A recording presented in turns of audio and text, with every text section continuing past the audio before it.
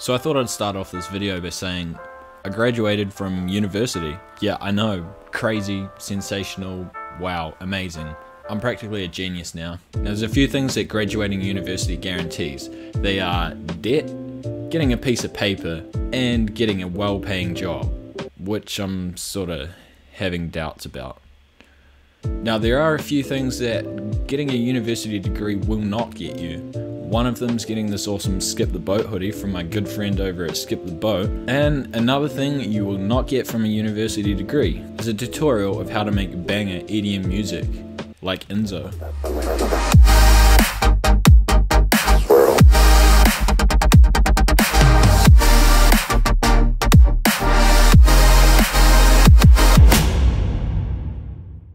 So here we've got our Enzo project file. We're running at 90 beats per minute for our tempo. That's a common sort of tempo for Enzo music. So my first goal for this track was to create a big melodic build up to really move into the drop, to make the drop hit really hard. So we'll just dive into some of the elements here. So first of all, we have this big huge piano. You can see it's got a few voices in there. It's playing a big emotional chord.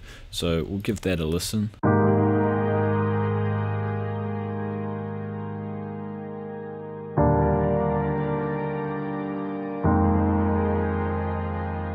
Now you can straight away notice that that is not just a stock piano. Now what I've got on this is the Cymatics Pluto. I am running the preset Bright Shimmer here, and I believe that is, yep, that's from the reverb category on this plugin. You can hear that straight away when you hit that chord. There's this huge like soundscape out on the sides of your ears, really adding a huge big atmosphere to our piano. So without the Cymatics plugin, we sound like this with our piano.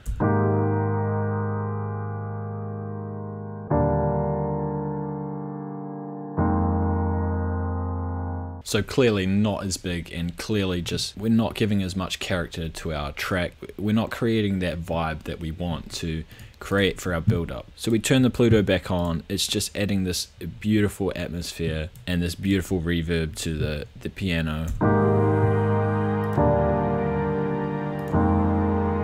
Now that we have some chords laid down, I chucked in this ARP. This is just playing a simple little pattern like this.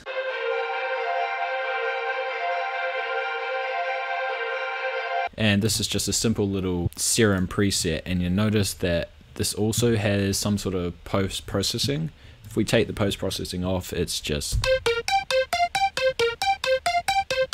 yeah, really not very nice at all, to be honest. So what I've got on the mixing channel is I've just got a completely wet reverb. I've pulled the dry all the way. Oh no, I've got a little 6% on there, and then I've also just put another Pluto on it to create some more atmosphere. I've just gone and put this ambient sample in to just sort of sit in the background, just add some tonality. You just want to, when you're trying to create an ambient big build up sort of thing, you can just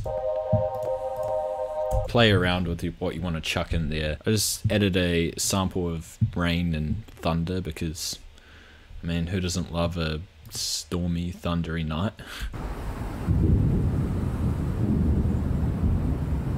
The last addition to this sort of intro opening is this big pad. Now, I've just taken the piano chords and just put that into just a big Serum pad preset, and I'm moving the cutoff filter on this, and you'll see as we move along it's going to open up more as the build up progresses. So yeah, the CPU is getting absolutely murdered. You can hear it's opening up. Forgive my laptop, it's trying its best, but you know, some things are just a bit too tough. To start of the song, I made a few EQ filters, just opening up the sounds to sort of give an introduction, just like. So that way it starts small and sort of opens up. So I took inspiration from Enzo's track Overthinker on this one.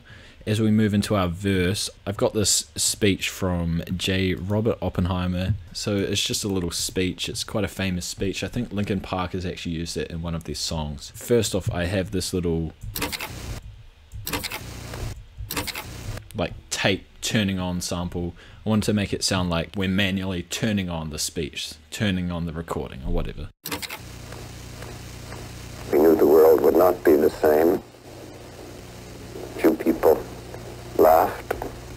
Few people cried. I did add a little bit of effect or lo-fi on it to just grain it up a little bit and make it sound a bit sort of staticky somewhat. As the speech starts, I also added a sub. That's just following the chord progression, adding a nice bit of bass to the build up. Another thing that gets added is this big verse synth. So this is a Flex preset, the dystopian lead. I really think this is a real cool preset. It sort of reminds me of like Blade Runner or something. So what I did with this, I just made 3 notes on the G. Instead of changing them, I just decided to pitch bend them to hit the different notes. So that gives it a cool sliding feel instead of just going note to note to note.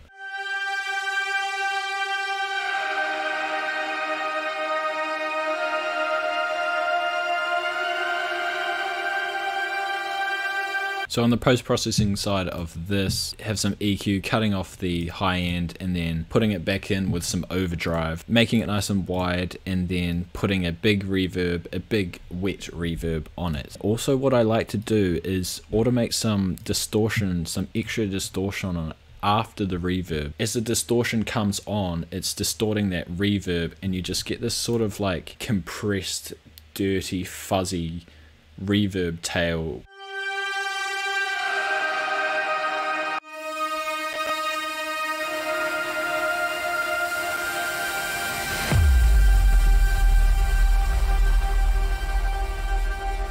You hear that fuzz, it's just staying there. It's just another cool little detail that your ears will pick up on and sort of just adds a bit more character to it. This transitions into the build up. We hit it with a big impact sweep thing. I do change my sub into just a singular note. This will be playing on, yeah, the G sharp, and then I added a pitch automation to that just to give it a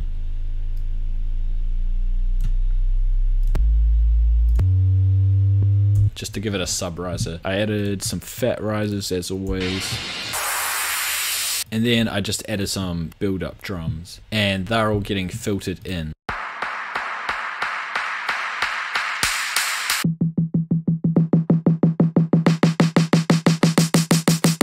And the final part of the build up is just a little filter automation of my drop chords. Okay, now we are at the drop, boys. This is where it gets interesting. So we're going to start off by looking at the drums. Now these are just thick, hard-hitting drums. We got a big punchy kick, a big punchy snare,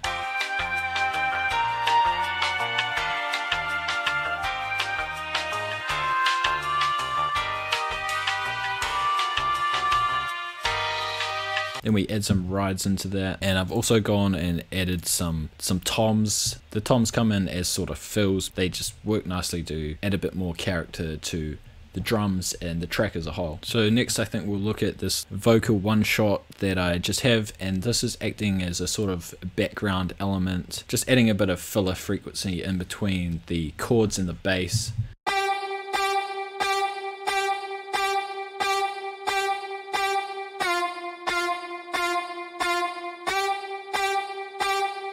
So we'll go and look at the bass now. This is just,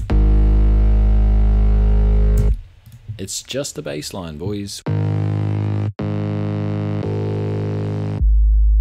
A few layers of like gritty fat basses. Essentially we're just making a chord stack. So now we'll look at this chords. I've copied my chords in there from the verse from the piano.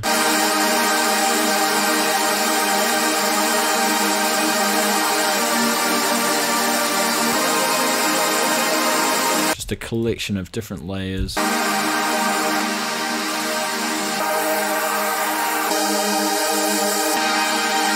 And altogether they just give you that big, thick chord stack that we know and love. Now we get into the filter automations. I just like to draw it and see it in front of my eyes, you know, like can see that there's a womp, womp, but womp, womp, womp. So I'll just turn the filter automation on with my drop chords so we can hear what's happening. When I do my chord stacks, I have my drop chords, so I've got 5 drop chords, and then I route them all to this chords master so I can process them. And then I just send this chord master's bus into a filter control bus. This is where the magic is happening. This is where I have my low pass filter. That is what is connected to these automation clips. When I play, it's just gonna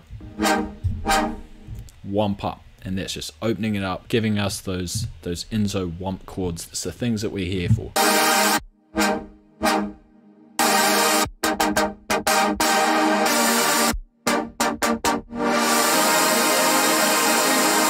Then we just have the same one again. As we go into the second part of the drop, I made the filter automation slightly different.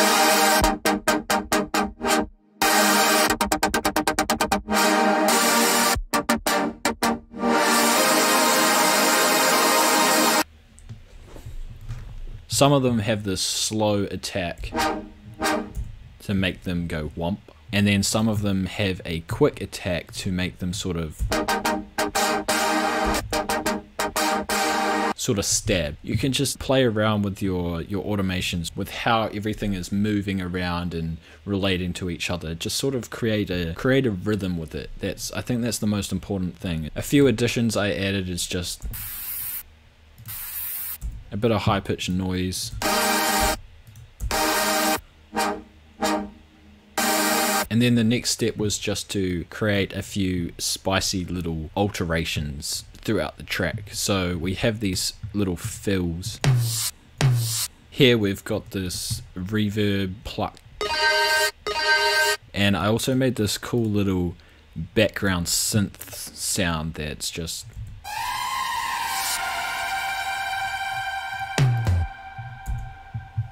it just comes in sort of in the background behind everything, just adding a bit of atmosphere.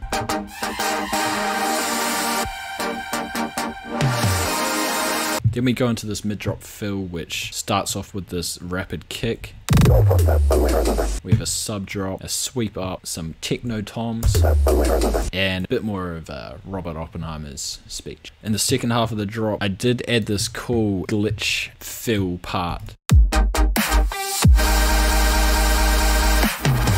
This is on my sidechain channel bus. It's a re-trigger. It's hitting every 1/8, so that's how we get that wop wop wop wop. And then I'm panning the mix of the sidechain left and right, as you can hear in your headphones. And that second part of that glitch is just another part. It's a stretcher, and you know, I don't know how to get it to do this. I just click random things and I just click click click until I get something good. Basically, I have no talent. I am just a random clicker. This thing, mouse, it's a powerful thing, dudes. So as you can see, there's cool little techniques in this style of music, this Enzo style, that really help make his tracks cool and unique and exciting to listen to. I think the thing to take away from this is just to be super creative with everything and just never settle on just doing something normally. So yeah, let's listen to the final result.